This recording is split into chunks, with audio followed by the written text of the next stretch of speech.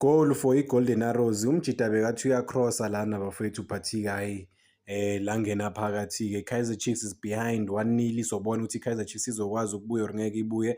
But look at this, it's just a simple cross. Yeah, la straight lapha nepalini. Peterson kusho ukuthi akavalanga i-first pole because beka-expect ukuthi umjida uzolicrossa ibhola. Disappointing defense for i-Kaizer Chiefs. Asiyiboneni le goal slowly-ke bafowethu ne-movement isibone ukuthi kubhede kuphi. Again nginitshelile ngoFrost bheka ukumaka kwakhe uFrost akacommit. Shaya ifoul mfethu uma ubona ukuthi umuntu u-dangerous bheka uvula igap and then-ke usquare ibhola easy no pressure goal.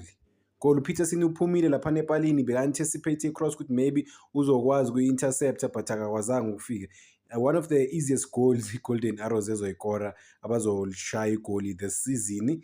But sibheke ukuthi i-Kaizer Chiefs izobuya but yeah, poor defending again from his side la kaFrost. Frost ngishilo ukuthi is not a good defender. They need a proper defender.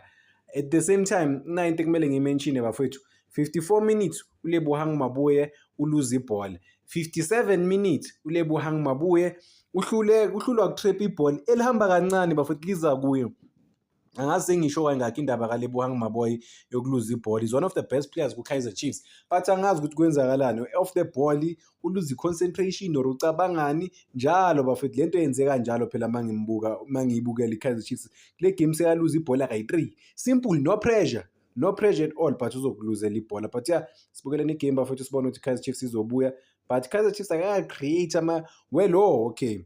Akaka-create ama-real opportunities that much but uNgcobo bekumele ngabe wavalele phakathi lama-chances wakhe. But asibukele ne-game kusele around 30 something minutes.